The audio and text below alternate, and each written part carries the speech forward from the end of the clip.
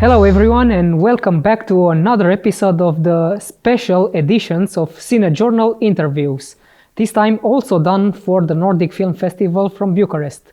As you can see, I am speaking in English because I have a special guest with me. He is called James Longshore. He is an American actor in Bucharest and he has played a role in the Swedish film The Emigrants that was also screened at the festival. Hello James, thank you for accepting the invitation.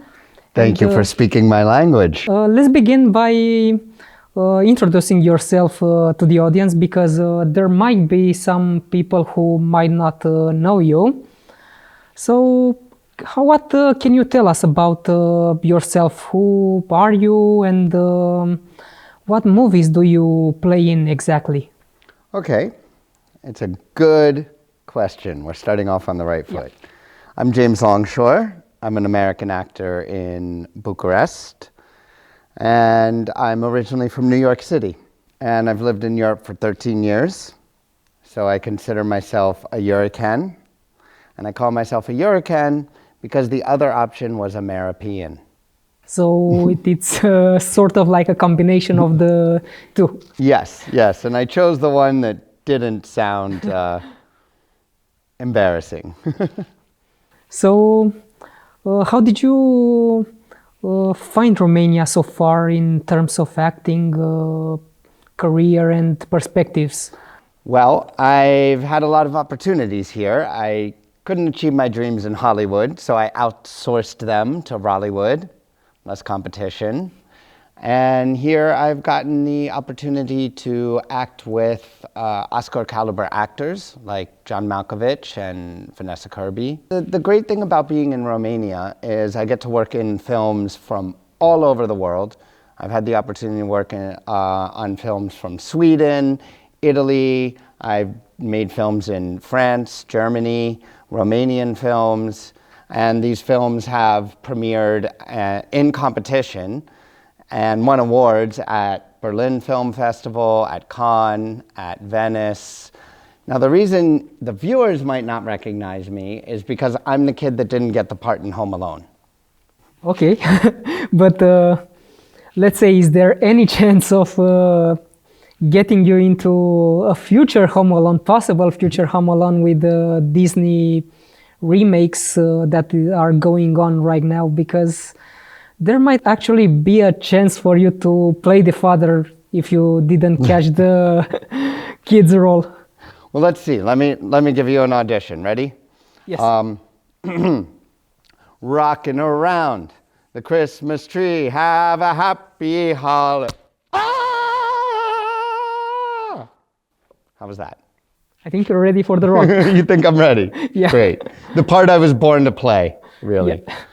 How did you end up in the acting career? Did you always wanted to be an actor from a very fragile age, or did this idea came up lately in life?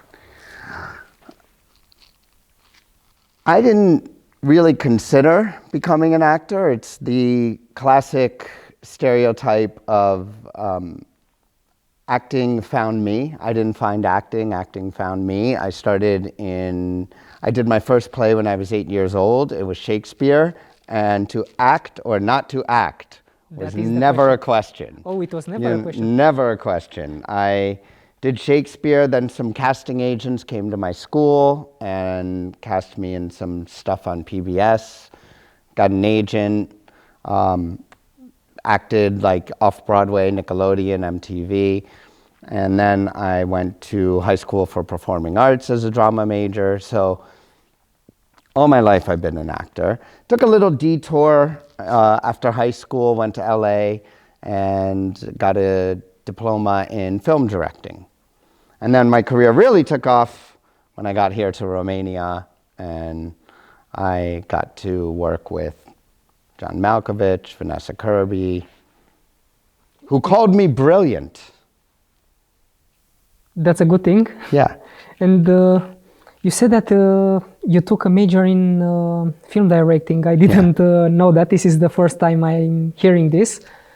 It's also good for your career because it helps you to work, even to understand other directors' view. But would you rather want to direct a feature film or a short film in the future instead of acting? I would say that I learned more about acting from directing and more about directing from acting. I think that being an actor made me a better director, and I think that being a director made me a better actor, because I understood as a director what I wanted, and then I was able to understand as an actor how to give that to another director. And also, when I'm directing, how to communicate to an actor to get the performance that I want. The best part is to have experienced working in every department, you know? So I know the importance of looking the right direction, you know, of eyeline and of lighting and why and where to hit my mark. Exactly. So, talking about direction, we can talk now a little bit about The Emigrants, because you also played a part in it. Yes. How was it working with the director Eric Pope, and how did you like the movie so far, the experience from that set? Well, I was very excited to work with Eric Pope. He's one of Norway's biggest, like most respected directors. He's actually Norwegian, and he's one of the most respected Nordic directors. And I knew him from the film 23 July, about the tragedy in Norway. So I was very excited to work with him. It was a challenging shoot because we filmed it during COVID. They were very brave coming to Romania.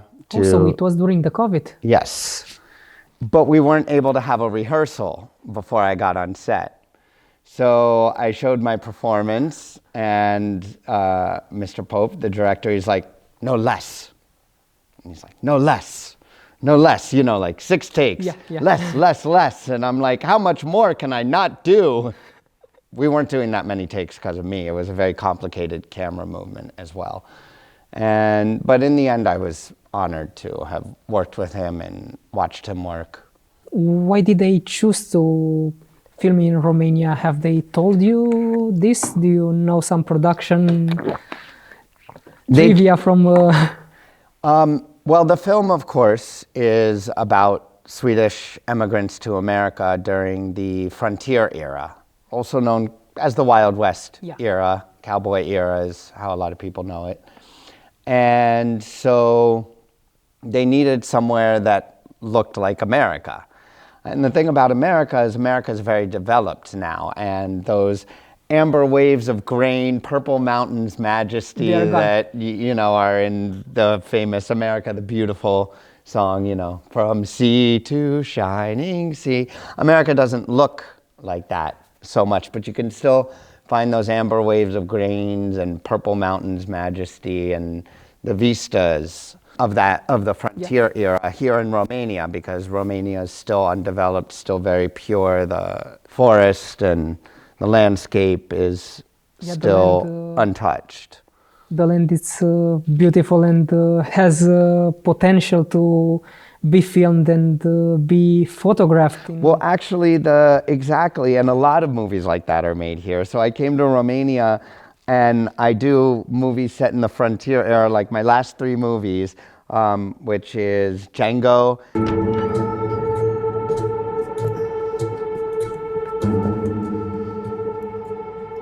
We'll take it. First time I seen y'all in town. Yeah, we're here for the crusade. That's so? My father was an alcoholic who used to beat the shit out of my mother.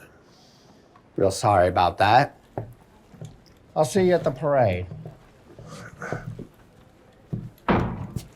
Now what? Now we wait. The Emigrants and The World to Come have all been set on like the Wild West American frontier in the mid 1800s. And if it's not that, then it's, like medieval fortress, like in Dragonheart. So those are basically most of the kinds of movies that I do here in Romania. And my only chance really to act in contemporary material is on Romanian TV series like Tanti Florica, Povește Familia, and Camera 609. Lasă-mă îmi place, which is on Friday nights on Antenna 1. Băi, Victor, dar nu vrei să-i dăm niște slană cu ceapă? Că și așa e pricăjit săracul. Do you want... Cum se zice în engleză? Slană. Slain. You want slain cu ceapă? Sure, why not? I mean, when in Romania. Yeah, yes, of course. Right? Yes. That's like a Romanian sushi, or? Not really, that's pure pig fat. So maybe we should... I already ordered sushi. You did? Yeah. Okay, fantastic. So, we're in business. Yes. Yeah. Thank you. Yes. Wow. Felicitări, mă bucur pentru This tine. is amazing. Now, how about that champagne? Yes, da, Victor, așa, ai cu șampania aia odată. Ok, hai că mă duc după chelner. I'll be right back. Here. Hai că l-ai vrăjit pe fraier. Ce vrei, mă, Vladi? Experiența. I have like a continuing character. So I was on an episode in September, and I've actually acted in Romanian as well. We will be seeing you for the first time acting in Romania. No, I don't act in Romanian on Camera 609, 609. I acted in Romanian on Tanti Florica with Florin Calinescu. Sărut mâna, doamna. Vă așteptam. Excellent. Unde l-ați spus? Mă iertați, ce să pun? Bă, voi nu sunteți de la pompe funebre? Nu, doamna, noi suntem cu frăția domnului. Înțeles. Păi eu sunt fata lui. Fata domnului. Și asta este casa lui. Domnul nu e acasă, poftiți. Florin Yes, Calinescu? he's been around the television for so long and also a part of the movie industry, early movie industry from the 90s. He also played in E Periculoso Sport Jersey, the first feature done by Nae Caranfil. Ah, very nice. He's an excellent director, yeah. Nye Caranfil. Yeah, I met him a couple of times. Tanti Florica was the first Romanian sitcom, like filmed with a live audience. Okay, that's new because they have done sitcoms in the past, but they managed to edit the laughs in post-production, so it wasn't done by the book like the old American sitcoms. Yeah, the old American sitcoms are all filmed before a live audience, and they have a guy there who gets them warmed up and in a good mood, so they laugh a lot, and then they're, a little coach who like there are signs that say applause and people know to clap, and then like a guy in the corner when a joke's really funny is like, laugh. It's really fun. It's a whole experience to go see a sitcom in the US. And so Tanti Florica had that experience here, which was very cool. And it's also important for the Romanian movie industry and the television. Yeah. A good step. Back to the immigrants a little bit. As you can see and the movie is also considered the remake of the 1971 film and an adaptation of the entire book series, because in this new remake, the plot go along through all the novels instead of only the first. Fun fact about the original 1971 Emigrants: it is the first film ever to be nominated for Best Picture and Best Foreign Language Film for the Oscar and not win either. But it won some golden awards. Oh yeah, it's I mean, to even be nominated for an Oscar Yeah, it was is a an huge, amazing a accomplishment. huge achievement. Yeah. But I have a confession. I actually haven't seen the first version. Oh, you haven't seen it? No, just the last scene with Max von Sydow, like kind of wandering around the landscape and the forest. And the funny thing, I don't know if you know this, the funny behind the scenes thing from that is that the director, Max von Sydow, you know, he's wandering around the forest. The director forgot to yell cut, and the whole crew went off to lunch, and nobody told him. So for another 15 minutes, he just kept wandering around the forest in character. But in my defense, the reason that I haven't seen it, I think, is the demise of the video store. Because I grew up with video stores in the 90s and the early thousands, and if they still existed, then I could just walk in and say, do you have a copy of The Emigrants? Can I rent it and go home and watch it that night? But actually in the streaming era, contrary to what we're told, we actually have a lot less choice, and it's really hard to find a lot of movies. Like I tell my friends all the time, you got to see this movie, you got to see this movie, and there's nowhere to see it, and they're like, is it on Netflix? And I'm like, well, no. And in what country? This one, The Emigrants from the 1971, is on the Criterion channel, but Criterion channel is not available in Romania yet, so people can't watch it if they want. Yeah, it's even hard to find some of these movies, you know, on torrents anymore, you know. So it's just, you can't see them, and that's a shame. The first Emigrants was also a good film, despite the slower pace. The big difference between The Emigrants of that era, the 1971, and today's film is that this one is told more from the feminine point of view, the female point of view. The original version was more about Max von Sydow's character and the male point of view. And this one is, you know, at the credits, it's dedicated to all brave mothers. And it's more about her perspective and her feeling of wanting to recreate home somewhere else. And it was a very powerful film, and my wife was very touched by it. So she also liked it. Yeah, we sat right there and watched it last night together. I remember from the premiere. Yeah. So, and my wife is also a screenwriter. She writes Camera Chasse Sute Noa. So you'll be working together. Temti Florica, yeah. That's awesome, because I also wanted to ask you about your future projects relating the cinema industry.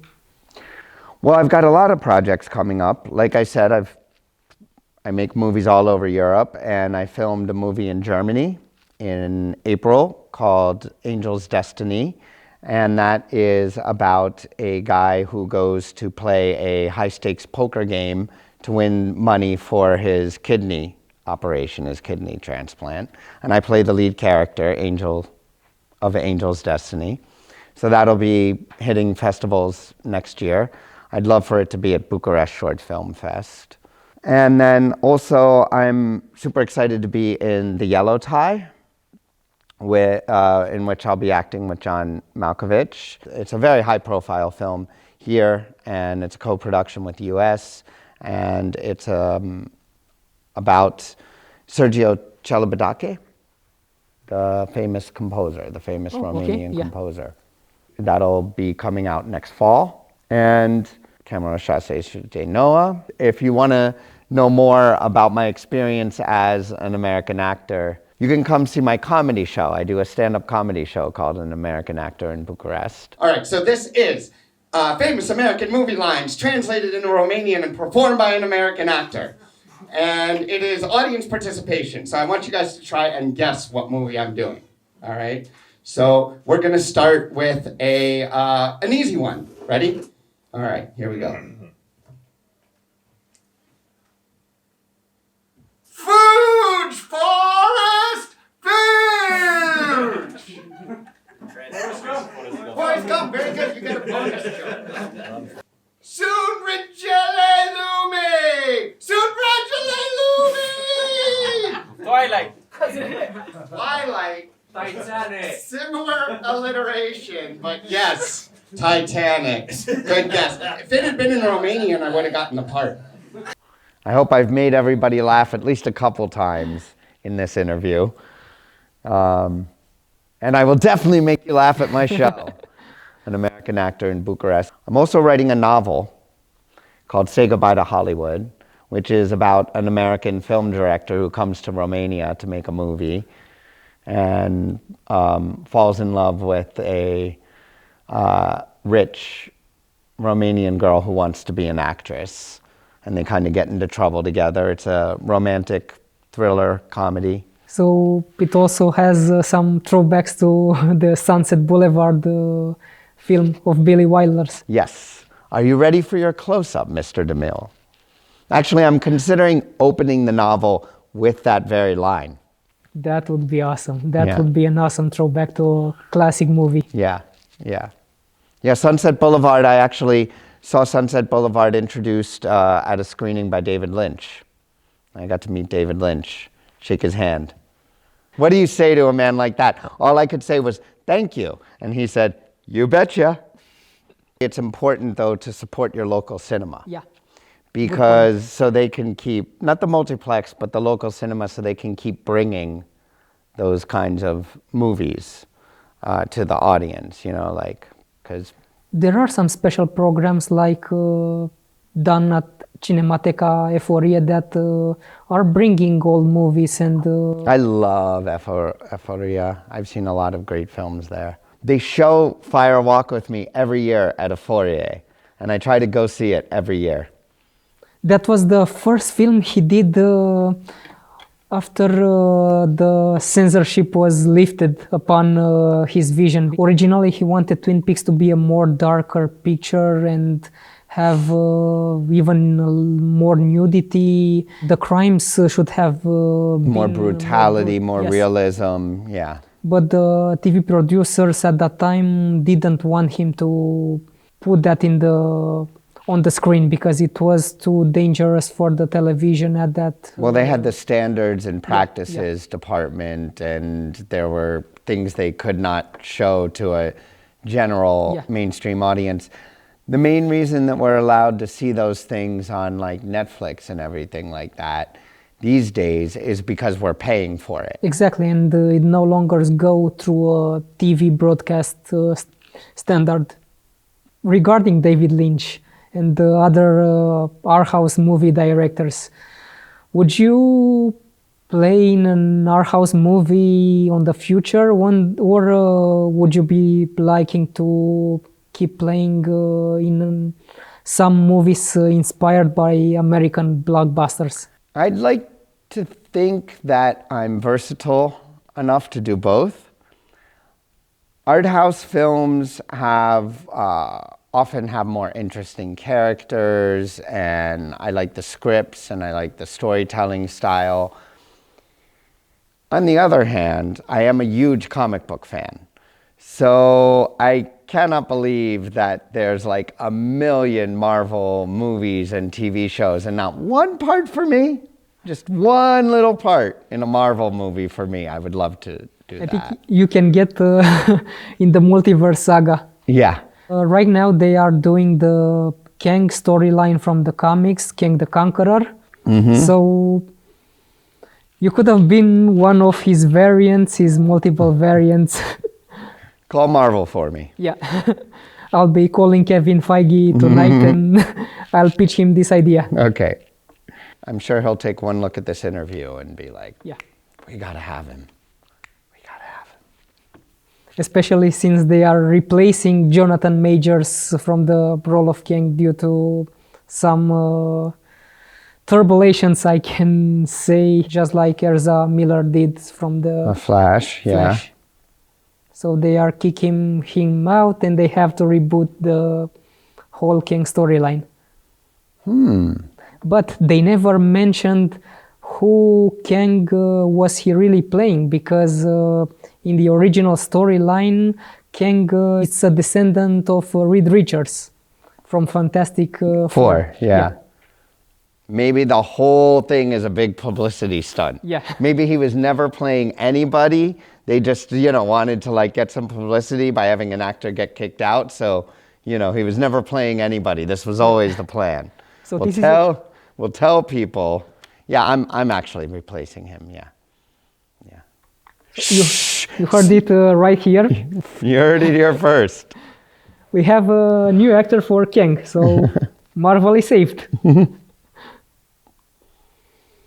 Well, I think that's about... all the time we have for today? Yes, all the time Okay. we have for today, but we can do more episodes, interviews in the future, especially on some topics, just like we talked. Yeah, I would love I think to. it would be fun. Yeah, I think so too. I've had a ball. Thank you too. so much, Valentine. Me too, James. It was really And thank great. you everybody for watching. I hope you've had a good time too. Exactly, and thank you for staying with us till the end. Oh, thank you to Nordic Film Festival for bringing the emigrants to the big screen in Bucharest. Exactly, for anyone who hasn't seen it. I hope we can also do some retrospectives sometimes in the future. Maybe we'll keep you in touch about that information. But until then, like always, I am Valentin Goran, your host from Cinejurnal, and I wish you to keep in touch with the movie industry. Yes, he's going to keep you in touch with the movie industry. And as Stan Lee used to say, Excelsior! Excelsior!